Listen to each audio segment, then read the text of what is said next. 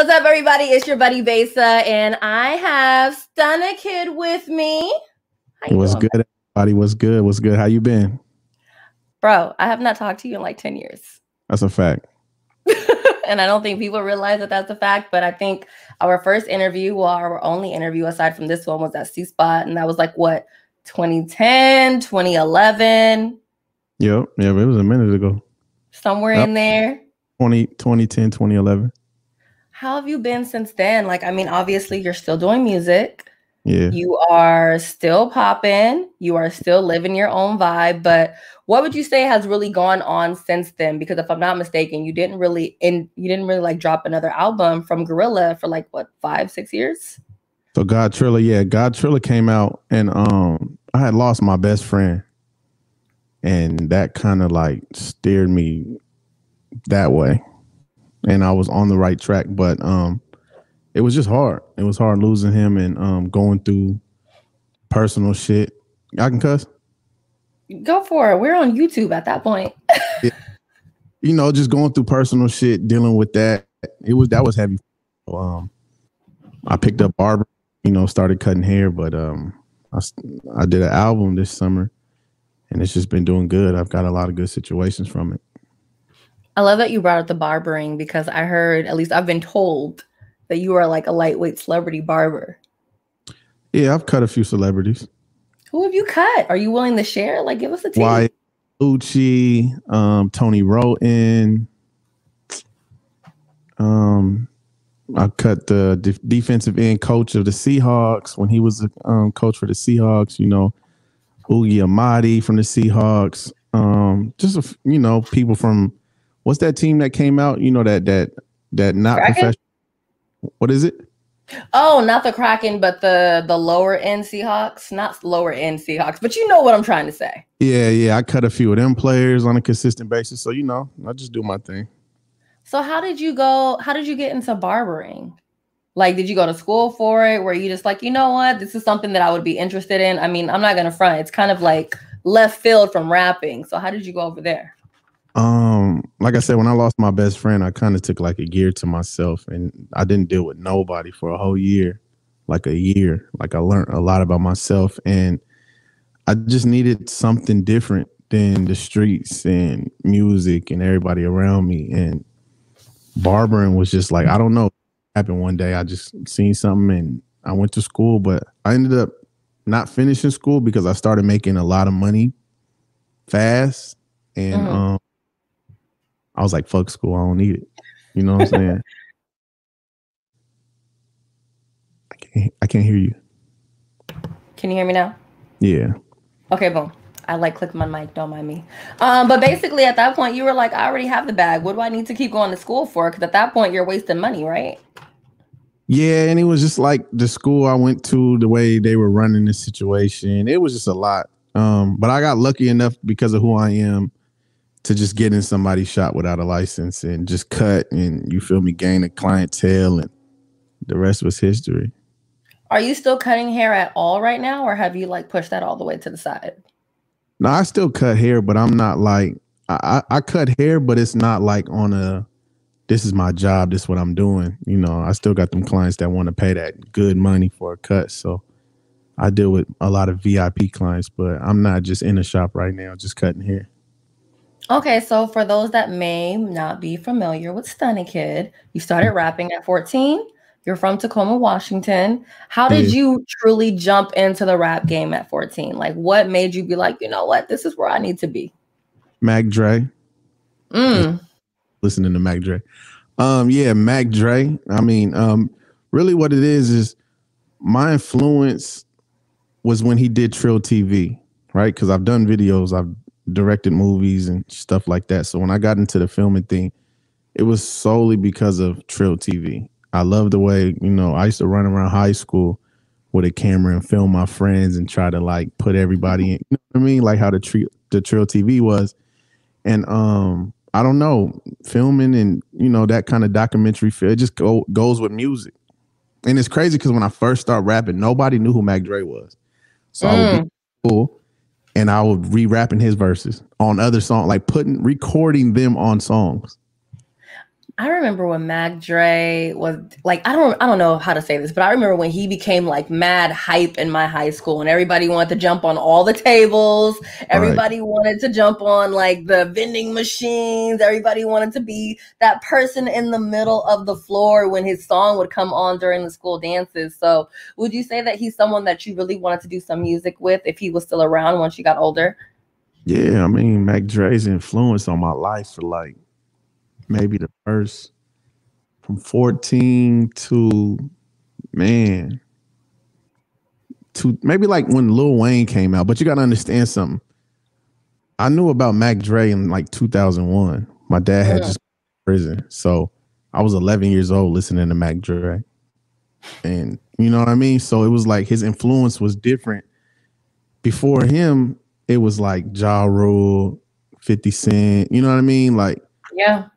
And then it was just, but his influence was so strong on me. Like I used to be like just a fanatic like of Mac Dre. Do you think that his influence was like so big on you because it's different from what we have here on the PNW? Like the energy, you know what I mean? Like I feel like when Mac Dre came out and his energy took over the PNW, people kind of changed their vibes in general. Like at that point, it wasn't just like music changed. Like you said, you were like 11, 12 listening to it. And like I was saying, I remember people like starting to get into that music and like their own inner being started changing. And it was like, wait, I don't have to be so stuffy. Like I can kind of let go a little bit. You know what I mean? Like, did you get that feeling when you heard his music? He definitely gave me confidence. Like, I don't know. I can't explain it because it was so long ago when I just got my confidence from, you know, the music. But he definitely gave me confidence. And I just remember like grown men were emulating him, wanting to dress, wanting to talk like him, wanting to move. It was like, he was like a superhero to me. So, you know, that was a big part of my influence of music. I swear to God. So who else did you listen to right before you started growing up or even after once you started rapping? Like who was like the person where you were like, okay, now that I'm in the game, let me study this a little bit? Like after I got really serious with music or like my whole time after music? I mean, after me becoming, having a name. I would say after you started having a name versus now. I think, because honestly, if you ask me, I know if I were to say who I listened to and who was like inspirational to me when I first started doing radio versus now are different people. Yeah. Like I said, I think the changeover was like that Wayne era. That was like a good era for music as well. And I think Wayne kind of gave me more of like how to rap. You know, everybody went through that phase of like just trying to have bars and making, you know, just that whole Wayne flow. Like, and Cassidy too. Cassidy made me want to do, but that Wayne era was another crazy era. I don't think I wanted to be Wayne like as much as I really just loved Mac Dre, but he definitely influenced my music as well. I love that. Let's take like a little left turn, just a little one. Clubhouse. Okay. Young man. My maintenance person told me I needed to interview because he found your ass on Clubhouse. So let's talk about this. Man, Clubhouse. Yeah, I wasn't going to bring up Clubhouse, but I was like, when maintenance people start being like, oh, you know about Stunna Kid? We got to bring up Clubhouse. So first of all, when did you find out about Clubhouse? And what made you be like, you know what? I'm going to check out this new app because let's not front. We have new apps that pop out all the time and people are like, I have enough apps. But you got on Clubhouse and you started having like moments. Not bad moments, but you know what I mean. I've had some bad moments. I mean, we'll get into that in a second, but let's start here. Okay. I was on, you know, Facebook is like life, was like life. I don't do Facebook as much, but I don't know. I just kept hearing about Clubhouse. I'm like, what the fuck is Clubhouse? And I don't know. One day I just downloaded it and I seen a few people that I knew, and I remember like being like, I'm saying I remember like it was just like years ago, but it was just like new and I didn't know what the fuck it was. I didn't know how I was going to use the platform. I was trying to be all political and just talk about, give advice, and I don't know. And it just, the first room I ever got brought up and moderated, I don't know if you would know what being a moderator was, games. So I got moderated in the games room, and somebody I knew, and I was like, how the fuck is this dude up here? Like, that's what I was thinking in my mind. Like, nah, you gotta bring me up. So I DM'd him, was like, bring me up, and he gave me the bean, and the rest was history. I met Johnny Gill that day. Yeah, I think that was like the biggest celebrity that I had met that day, besides like Game. But yeah, that was it. That was it. That was everything. Let me ask you this. Have you gotten a chance to link up with like any labels since you've been on Clubhouse? Because there are so many people on there that you never know who you're going to link up with. And also, a little birdie told me that she linked up with some people in New York. But yeah, so the thing is, on Clubhouse, you could be anything you want, and a lot of people could tell you anything. So I've definitely dealt with a lot of like execs, like Atlantic Records. I don't know if you know who Michael DeBarge is. I've had conversations with him. He was kind of mad at me about the Kanye West thing. I know you're probably going to bring that up. That's coming up next, but we're going to continue here. All type of people from QC.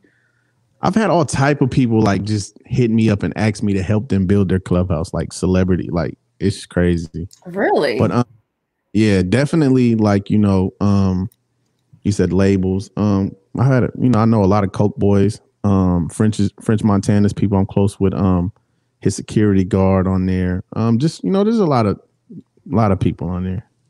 What would you say is the secret to Clubhouse? I feel like obviously everyone's trying to get on the app. If you have an Android, you can't get on the damn app. But, well, unless you have an iPad. Some people have been digging up their old iPads to get on Clubhouse. But as someone that has made so many connections on Clubhouse, what would you say is the biggest secret aside from just, and this could be the secret, being yourself? Secret of Clubhouse. It's hard to say because I don't know. You just got to really know how to run a room. The secret is knowing how to run a room on Clubhouse and to talk in front of thousands of people or to talk in front of 10 people. You got to know. Like, I've had so many, like, I've done more on Clubhouse than I've done in my whole career. Wow. Like, I've done a lot on Clubhouse. Like, I didn't even know you were going to bring Clubhouse up, but yeah. Why wouldn't I bring Clubhouse up? I do my homework. Yeah, no, but I didn't expect you to bring up Clubhouse because I've done so much on Clubhouse. Like, whenever you're ready, just let me know. I've done a lot on Clubhouse. Okay, well, tell me this. What is the most beneficial thing that you would say you've done on Clubhouse thus far? Getting an endorsement deal by Drop TV.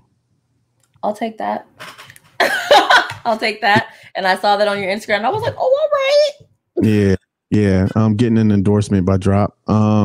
They're just really good. Their team and working with them is it's just a whole different dynamic of music. As far as just like how to roll out videos. Not just putting something out it's just a lot. It's just a lot that goes into it, knowing that there's actually a team behind just dropping a video. A lot of artists just do a video and they put it up on YouTube and that's it. Like, having advertisement behind you, having an actual team doing you're just doing the whole thing. Like, that's different than just me doing it on my own. So that's like a whole different experience. So yeah, definitely Drop TV. Sounds like you've learned that doing a rollout is a process, or even a bigger process than you thought it was. A long process. Sounds about right. So I honestly wasn't going to ask you about the Kanye thing until I seen it on your Facebook. So what the fuck happened? Okay. Before I bring up the Kanye, before I bring up the Kanye, I went viral twice on Clubhouse. I can see that. Was the celebrity prank call room that I did. That room hit 1,300 people in like 2 minutes. Wow. And we called everybody from Jennifer Lopez to Naomi Campbell to Floyd Mayweather. Floyd Mayweather called and said that he was going to beat everybody up on the stage that he seen. He was joking, but we called everybody. We called P. Diddy. We called Puff. We called DJ Khaled. We just called everybody. We called Mano. He popped in the room. Whack 100. I called everybody in the game. Kanye West. I I was bored on Clubhouse and I seen something about Kanye West coming to Clubhouse. And so I made a room and I said, Kanye West fans only. But I'm texting a group and I'm telling, we just came up with some funny shit. And she said that she was talking to his assistant. He was going to come in and speak. And we just had the room hit 1,000 people quick. And everybody changed their PTR. I don't know if you know what that is, but pull to refresh in my Clubhouse or a profile photo, basically. Yeah. So we at first we said when we get to 300 people, we're gonna stop and we just gonna, and it just kept growing. When it hit 800, then it hit 1,000, then it hit 1,300, then 1,400, then 5. It just went crazy. And so but a lot of people lost their accounts from that. Not permanently, but a lot of people got suspended. I got suspended for that. It was just a lot, and his people were really mad about that. So that's why I did that public apology. I guess because they felt like I took the opportunity from other people to really see him on Clubhouse. Or to if he really came on, now they don't believe he's going to come on. If he really does come on, they don't know what's happening. Actually, that day I broke the app, so you couldn't get on. Good job, Stunna. That was like, what am I doing? Why am I doing this with my platform? Like, what am I thinking? Like, I'm burning bridges with real relationships with real people that are pushing buttons because of this. A lot of people, like, they were sending messages to people, and I mean, a prank is a prank, you know what I'm saying? But I'm playing with my career. So that was like a day that I really felt like I was pretty like, damn, why did I do that? Because I didn't understand sometimes, and like I said in my post, sometimes I don't understand my influence on Clubhouse.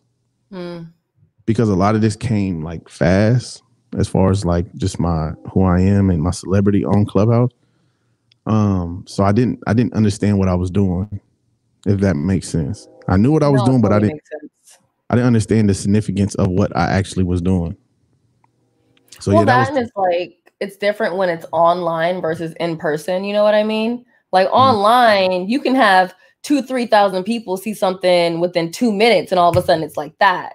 In person, you're not going to have 2,000-3,000 people ever show up somewhere just like that. So I knew it was heavy when I went on Instagram Live, and my live went like 5,000 people.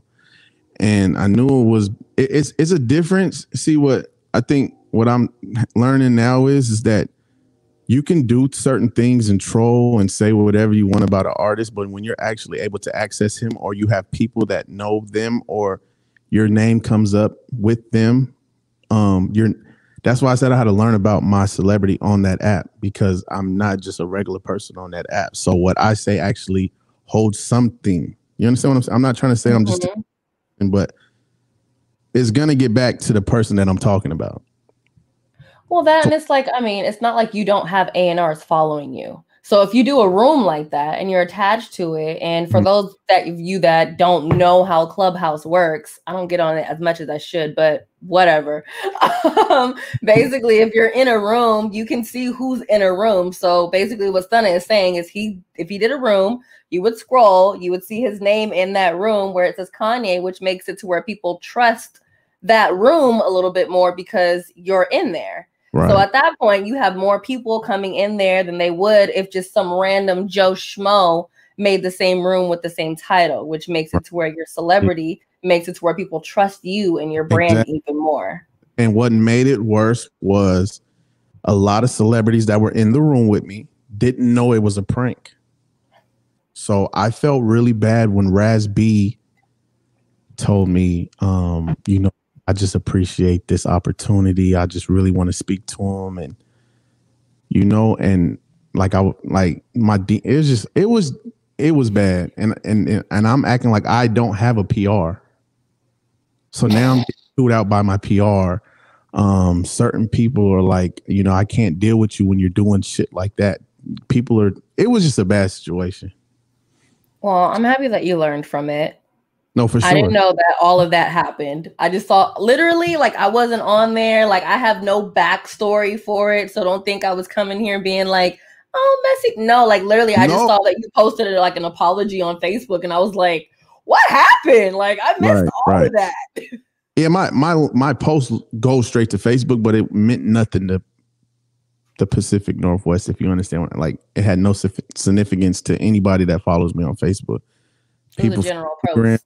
It was a general post for the people that follow me on Instagram and Clubhouse. Well, then, we're going to change that subject. Anyone that was wondering what the fuck happened, there you go. Stunna's like, we're not doing that no more. And honestly, Stunna, I don't really get that energy from you. Like, I've never gotten like a messy energy from you. Like, I can understand anyone can get caught up. Obviously, I haven't talked to you like in person in 10 years, but I've never personally gotten that messy type of energy from you. Well, to clear this up, I was more mad that people said I was clout chasing when I had 12,013 followers before I did that. So it wasn't for the followers. Mm-hmm. It was being bored, and it just happened to happen. And it's a prank. And I want to say this too, and I'm not going to say the celebrity, but he's a big dude in the game. He called me, right? And he said, why are you letting people make you the clown? Right? So I took his words, and I was like, I was really down on myself. Like, man, this guy's saying this to me. He's right. Why am I being the clown? The next day I go on Clubhouse, he's doing a prank room calling people. So it was like, come on, man. That shit was like, yeah, see, this game is crazy. I mean, he had a point, but at the same time, it's like, young man. So you tell me not to be the clown, and then you make yourself the clown? Like, what are we doing here? And he's an OG in the game, but yeah, we can move forward. Yeah, we're going to move forward on that one because I don't need nobody coming at me because I can say a lot of things about people that do shit like that. You have a podcast, or at least you're on a podcast. It's called We the Culture. Yeah. Right? Yeah. Tell us a little bit about this podcast. I always think it's dope when people that do music are on podcasts because it kind of gives us a chance to see you and know you outside of your music. Okay, so the podcast, I've done a podcast before. It was called The Break. I did it with P. White. I don't know if you know who that is, but we had The Break podcast. At that time I did that podcast. I just was so confused on what I wanted to do in life. I know I was like watching Drink Champs heavy, and I produce. That's what I do. Like, I'm good show. So I just knew I had the ability to make it look like a breakfast. Right?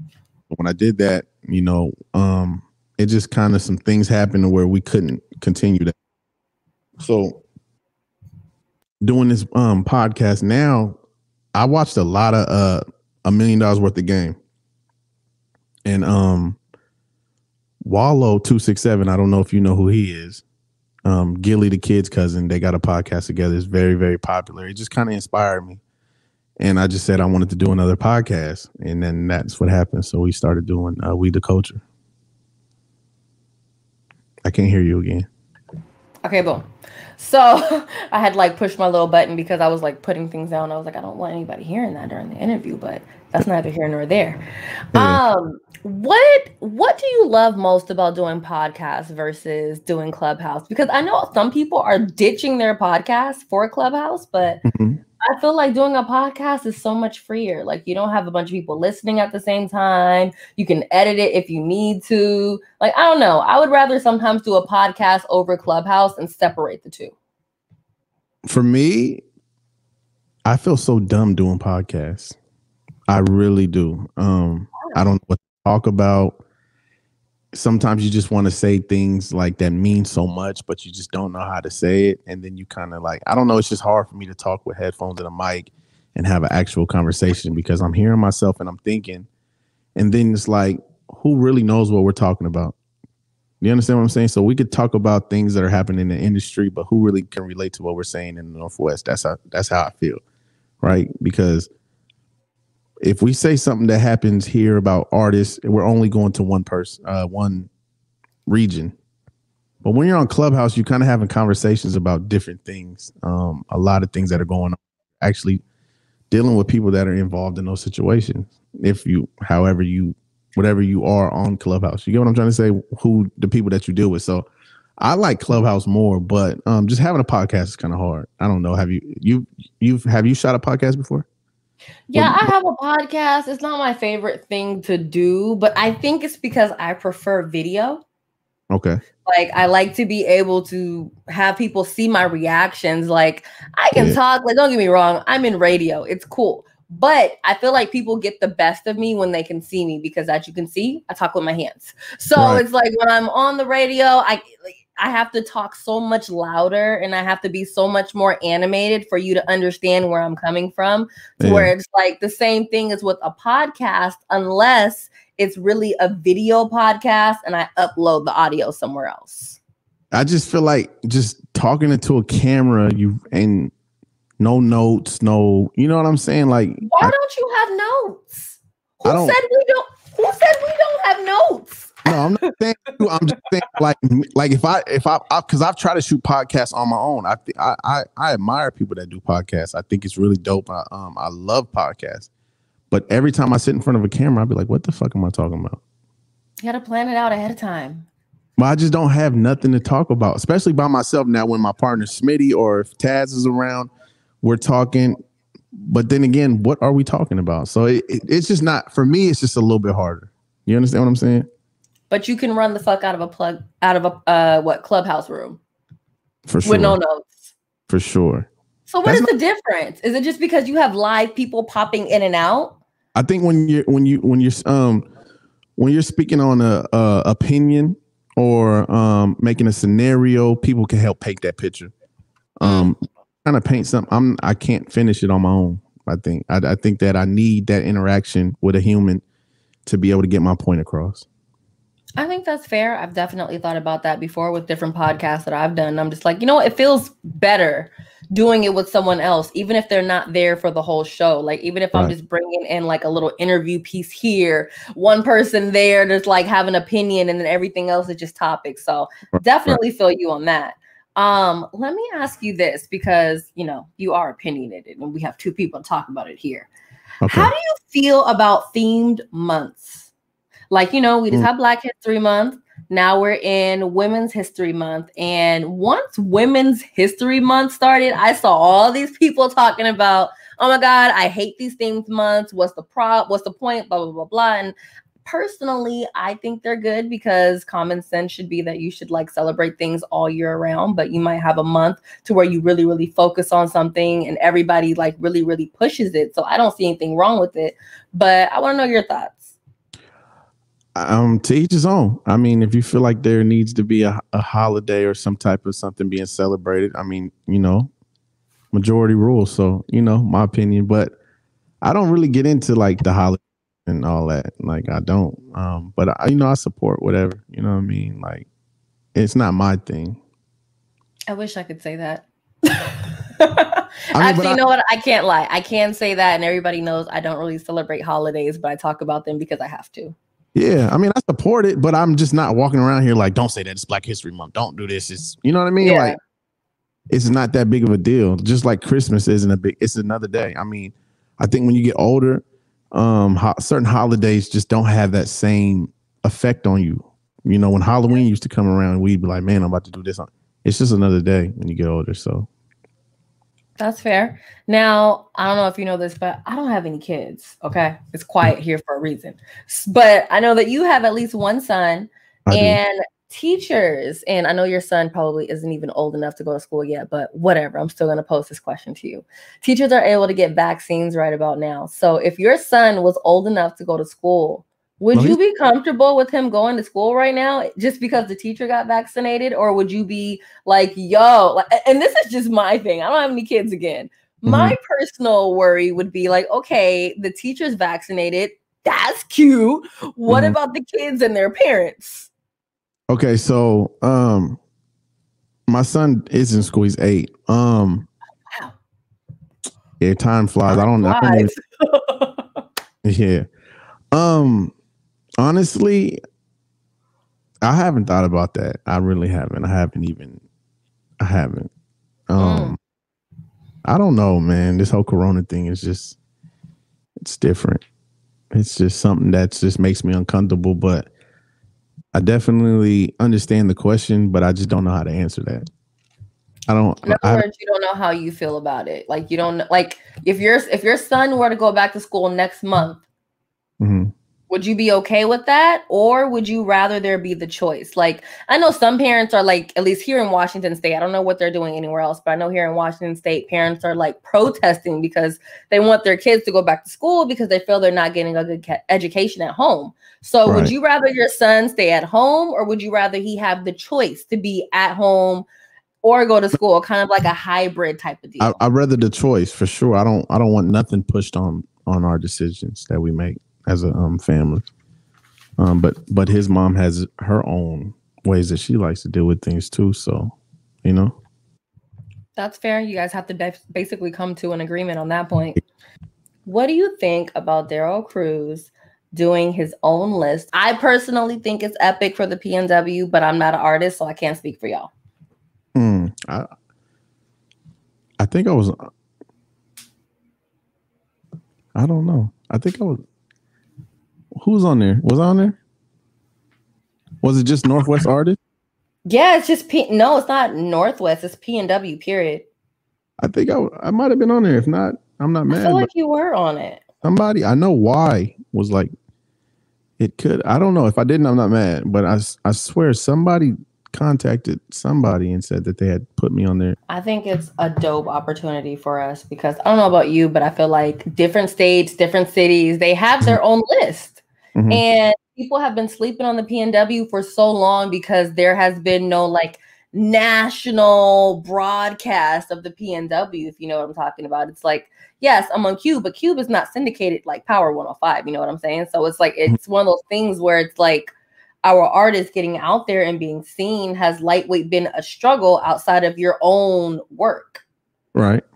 So at this particular case, they look it up and you're on there. Yeah. No, I mean, I think anybody trying to do anything for the culture or the music of the Northwest is dope. I'm not really into like, I'm comfortable with myself. So anybody like mad at that, or you know what I'm saying, like any opportunity is good for artists to get heard. Period. Like, I think that's dope. When it comes to your recent project, Never Go Broke Again. Never go broke. Never go broke. AKA you've never been broke. I've been broke. I'm about to say, wait a minute. Your first song, what was it? Palm Beaches. You talked about being broke, so that doesn't even make sense at that point. Never go broke is yeah, okay, my fault. What was you asking me? Sorry. Well, let's start here. Let's go with the title of the project, Never Go Broke. What made you pick that? So I feel like Never Go Broke is like, it's just something that if you're a hustler, like you just that's always been embedded in me. Like no matter what, I'm gonna have $40 in my pocket, like from a young age. And you know, 40 turns at 400, 400 turns at 4. You know what I mean? So it just levels. So, when you're in a situation where you're having your way, I just feel like you should never go broke, and you should just live on that. Like whatever I do, I'm just never gonna go broke ever. Like that's just not something I want to do. And with barbering, like. I can never go broke being a barber. I can never go broke doing music. You know what I'm trying to say? Like, yeah, you just got to have that mindset. So it was something like that. So you basically always had that hustle mindset to where you're like, I'm never going to go without for any amount of time, really. Like I'm always going to have something in my pocket.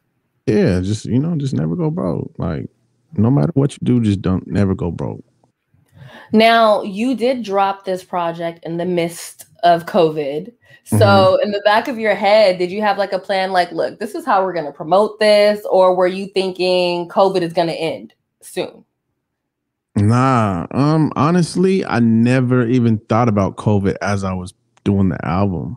Wow. And the album, with all my album, like it's my first studio recorded album. Meaning I didn't like nothing was on just me. Like, you know, a lot like God Trilla I did on my own.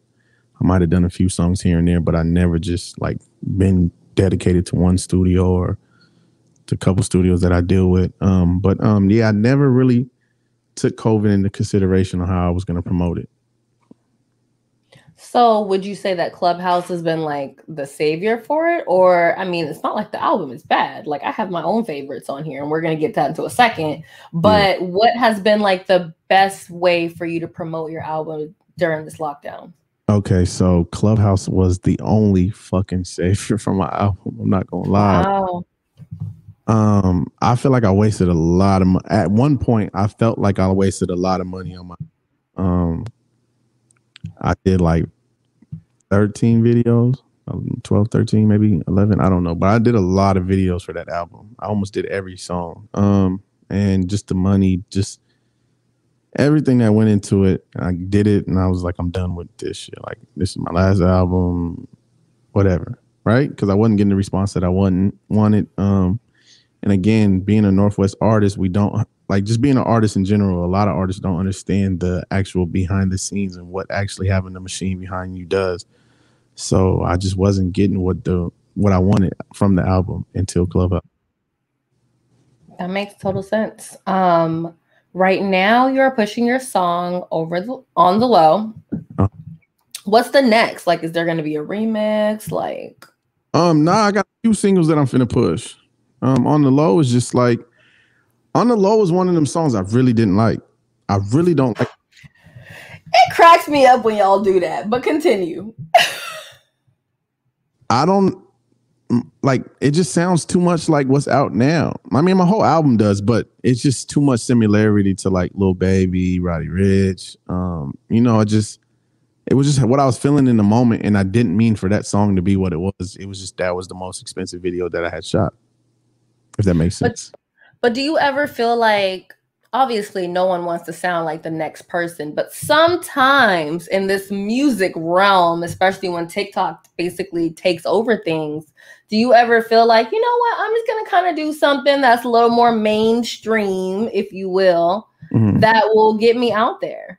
For sure. I've always done that, bro. I've always like tried to stick up with what's going on in the industry, no matter what time it was. I've always done that, but just that song, it just, for me, like I personally didn't pick that song to be the single, but it just happened. It just happened.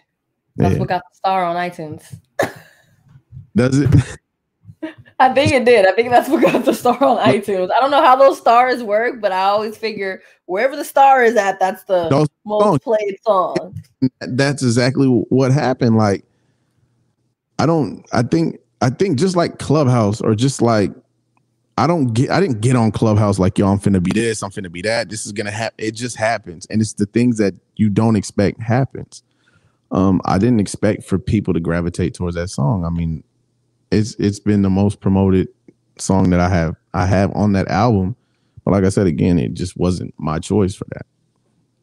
Now, my favorites on the album is Beaches and Palms, Sun Goes, Do You, and Brazy. Are we getting videos or remixes for any of those? We're getting videos. And it's crazy that you said Do You, because that song is like, I just don't know how to market that song, because it just can't, like, it just wasn't even supposed to be on that album. So how did it get there?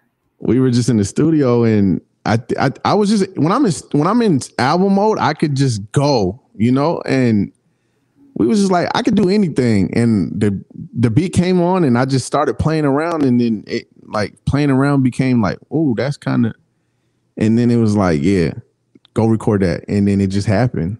It really, but it's just so EDM type to me. Like, it doesn't, the verses are short. It's so different than what I'm used to putting out. Now, Beaches and Palms, my favorite, but yeah. That tells your story on Beaches and Palms, though. Yeah, I think that's why I like it. I love a good song that tells the artist a story. Me and Mafi just spoke today, actually, about we're gonna shoot that video. We wanted to do it in LA, then we wanted to do it in Vegas, and then I was like, let's go to New York. And but yeah, definitely that's probably my favorite. I think it just set the tone for the album. And I think in this album, people get to know you so much more. I appreciate that. You're kind of a question mark outside of the album. You think so? You don't think so? You think you really put your business out there like that? Nah. Yeah, you're exactly right. But I felt like I was like talking that, like I was talking that shit on my album. Like that's how I feel. Like I feel like I'm just living my life, and definitely on the album I really spoke on that. But I think that's what makes it to where you become more relatable, right?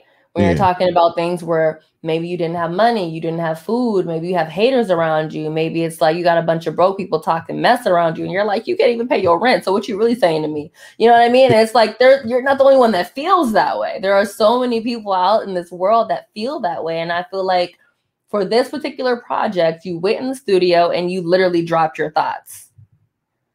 That's a fact. And I'm just having this summer. Like this, like Corona been like the best, worst thing for me. So I mean, yeah, I could see like how you could be financially okay and make an album, and why certain music is put out the way it is.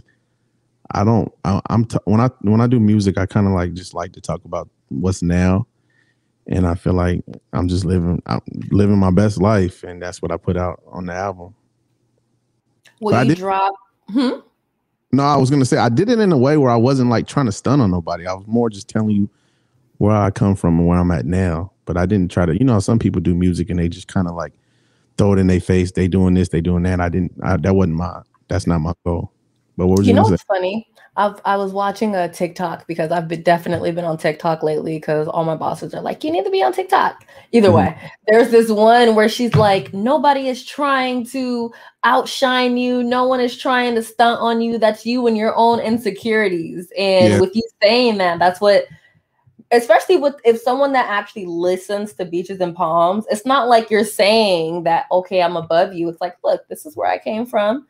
This is where I'm at. And I feel like if someone is comfortable with themselves, they will see that in a way of, okay, he did this, so can I.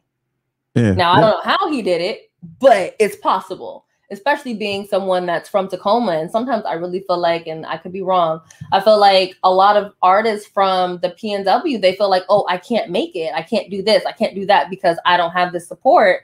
Until they see another artist like yourself or even Amine, and it's like, oh, okay, I can make this. I don't have to be White and Macklemore to get to that next level. Like it's possible, Yeah. I honestly, like I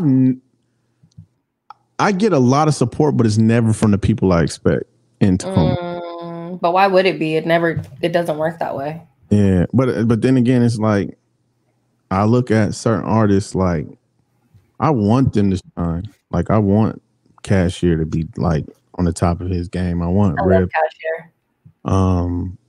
Everybody that's doing music, Mafi D's. I just want to stand next to these dudes and be like, these are also the guys. You know what I'm saying? And that's why I don't hate on what nobody else are doing or looking at nobody else. I don't even pay attention to what nobody else does. Because then that creates some type of competition. And I'm not in competition with nobody right now. I'm just doing me. Like, you know what I'm saying? As you should be. And I think a lot of the times, especially within 2021, we're all stuck at home all day. We have nothing else to do. So it's so easy to feel like you're in competition with someone else within your head, when in reality, you're just in competition with yourself. And maybe you've let COVID beat you down a little bit and you don't have the stamina to get up and do what you need to do. So you're just watching someone else do what they need to do. Right. And it's not pressure on you. You put too much pressure on yourself when you're competing. Too much pressure. I feel like when you just don't give a fuck, you can just do what you want and say what you want and just make the music that you want, put it out, and then leave it up to the people to decide. I'm not pushing nothing on nobody. I'm not pushing nothing on nobody. Let me ask you this. What are three, and this is like my favorite question ever, what are three misconceptions of Stunna Kid? Misconceptions. I think that because I'm light skinned, I'm a pretty boy, this and that niggas don't know. Like, I'm not playing with you. That's one. I'm aggressive too. Like, people that know me. So I think that, especially like Facebook and shit, like the internet shit, niggas be having fucked up. That I think that I'm better than somebody, or like because I get that a lot, like especially like from women. They always say from the internet they think that I'm stuck up, or they think that I'm Hollywood, and they get around me and they be like, "You actually just cool and chill." Like, I'm 31, like I'm hella mature. You know what I'm saying? And that I think I'm better than people. Like, I'm definitely don't think that. I'm a humble dude. I'll take that. What people think about me might fuck up more relationships than somebody actually having a conversation with me, because a lot of people judge me more off of just what they see me doing on the internet or how I'm moving, or, you know, I done been in multiple arguments about why I didn't give somebody a bean from the town, or why I didn't bring them up on the stage on Clubhouse, or why I'm not this and I'm not doing. Some people don't deserve that. Some people feel entitled. Some people aren't ready for that type of you know, people exposure. You bring people around certain people and they just make you look dumb. So I don't think I'm better than nobody. I just think I choose who to give that type of power to. And not saying that I'm just, you know what I mean? Like, I do the same. It's just like you on the radio. If everybody felt like because they're from Tacoma or Seattle that they need to be on Cube 93, now you're the bad guy and you're hating because you're not bringing them up to the radio station. But not everybody deserves that opportunity. I already am the bad guy, but I take it. if I've gotten used to it. If you understood how many people have been mad at me because of Clubhouse. Oh, I already understand. Way more than you probably think. I mean, obviously, like for me, like I mind my own business, and I think people over the years are used to me ignoring them. But for someone like yourself, you have 12,000 followers on Clubhouse, and people know how many people, and frankly, who they can get in contact with by being on that stage on Clubhouse, especially by having that little green thing by their name. I can definitely understand why they would be super pissy at you, but at the same time, it's like, that's not my problem. Nah, where's your own cheese? I don't owe nobody nothing. And I've had these arguments with people like, I don't owe you nothing, bro. I don't have to do nothing that you want me to do. And then it's always, I would do it for you. But would you really? You don't understand what it's like having these type of responsibilities. Look at the type of things that I've done with my celebrity on Clubhouse. So just imagine with somebody that has no idea what they're getting themselves into.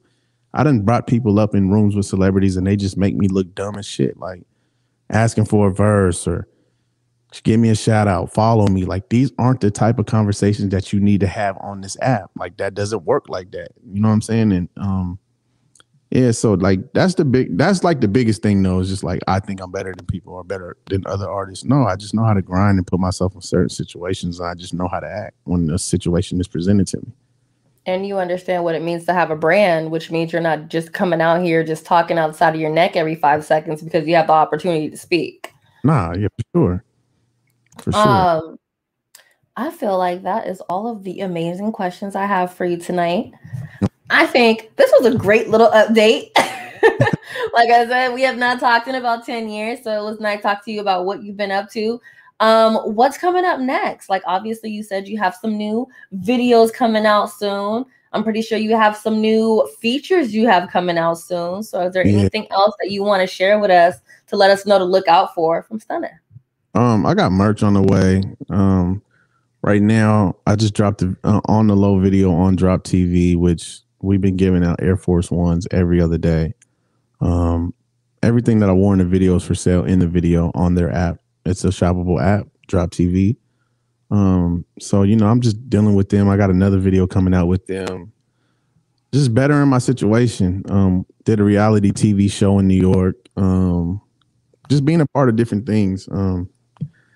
I'm gonna start working on another album, but right now I just want to push Never Go Broke and just benefit as much as I can from it and build as much relationships as I can. And you know, wherever God wants me to go, I'm gonna go. I know that's right. Look, you guys can check out Never Go Broke, not Never Go Broke Again, Never Go Broke. Never go. On all platforms. Just check out Stunna Kid. You can check out Stunna Kid on social media at Everyday Stunna. Yeah. And I hope to be able to feature you very soon on some new segments I'm planning out on Cube. Yeah, whatever you need. And I appreciate the support. I was kind of like, she's popping right now and I need a part. Am I really? I'm proud of you. I mind my own business. No, I'm very proud of you. Like, I'm proud of anybody that I like, because we come from nothing, and nothing is like given to us at all. We have to work for everything that we get. and you know you're solidified in what you're doing, and you know I'm just proud of you. Like I remember like doing an interview with you with nobody knew neither one of us. Period. You know what I'm saying? And now just look at what you're doing and the things, you know. So I'm just proud of you, and I, you know, commend that. Thanks, Stunna. As you go viral. Just bring me with you after you fully go viral. All of a sudden you're in Times Square. Look, if I text you once you go in Times Square and this comes back and it bounces, I'm gonna find your butt on Clubhouse. Nah, I got you. Somebody will bring me up on that stage. Nah, I'll be like, oh. And whatever you need on Clubhouse too. Man, I whatever you need, it's good, man. I'm just blessed to be in the situation I'm in right now. Like I need to use it more, so I'm gonna hit you one of these days to like ask you like, hey, when should I like pop in there or something like that? Like just invite me or whatever, because I don't be using it. No, it's good, and we do a lot of verses. And one thing about Clubhouse, you don't have to put this out there on the in the interview, but one thing good about Clubhouse is every time you get on one of them stages, you're actually having a meeting with somebody. Like if you don't know, like you could talk to an A&R and you have 30 seconds to kind of present yourself to that person, and that's a meeting. Mm-hmm. These are things like the app is so beneficial. Like you cut out the middleman. I direct traffic straight from Clubhouse to my Instagram. I did 500,000 impressions in 1 month on Instagram. Wow. I went from like 9,000 followers. I almost got 17,000 right now on Instagram. And swipe up vibes. Yeah, it's all organic. You know what I mean? Like likes went from 100, 200 to 1,000 likes. You know what I mean? So it's just like the type of promotion you can get on Clubhouse, you can't pay for. Like, and if you do pay for it, you're going to be spending that bag like for that advertisement. So just utilize the app the best way you can. I need to figure it out. And I haven't taken the time to figure out like my course of action to figure out that app, but I need to before it gets opened up to Androids, if you know what I'm talking about. And if there's anybody else out there that feels like they're the biggest influence in Washington on Clubhouse, come see me, because I'm the biggest influencer on Clubhouse from Washington State. That ain't got nothing to do with me. You heard that from him. No, I'll just play. I can cut that out if you want me to, but I probably won't. No, it's all love, but I'm just saying, like, my influence is that big, and I'm proud of that. I gotta speak on that. I'm proud of that. Like, I did that. I've actually had 0 followers, right? And I had a party hat with 7,000 followers. That's huge. I have more followers on Clubhouse than a lot of celebrities do on Clubhouse. I have like 300. And I just don't use it. Everyone's like, why don't you use Clubhouse? It's so time consuming. I go on there and I'm on there for 5 hours and I get nothing done. So I had to stop using it. I'm suspended right now on Clubhouse. Listen, Clubhouse. Let me know when you come back. I need my followers up. I'm trying to hit 1,000. Yes, I'm suspended. This is my 3rd time getting suspended. And the first time really took away. That hurt me. When I tell you I didn't sleep, like I really grinded really hard to get that following on Clubhouse. So it takes time, but definitely it's really easy. Like Raz Simone came on there and I helped him. Like he went from 400 followers to like 5,000. So people hate on Raz, but I fucks with Raz. Nah, shout out to Raz, man. That's my guy. We have a lot of good conversations. And you know, we're human, man. And he's very misunderstood. And I'm like, he's so nice. Yeah, Raz is a good dude, man. He's so nice. He keeps it 100 with you. I asked Raz, I said, if you knew me, if I was just in the same situation now than I was before, would you assign me? And he was like, nah, because I know how you are. Like, and I was expecting him to be like, yeah, I would assign you because of what, you know what I'm saying? And it's like, nah. Like, he's like, nah, he's not that type of dude. Nah, he was like, nah, because I know how you are, what you want. And you know what I mean? He just keep it 100. Heck yeah, definitely. Thank you so much for joining me. I totally appreciate you. And I will be talking to you soon. We have each other's numbers, so it's whatever. Okay. Okay, bye, Stunna. Bye.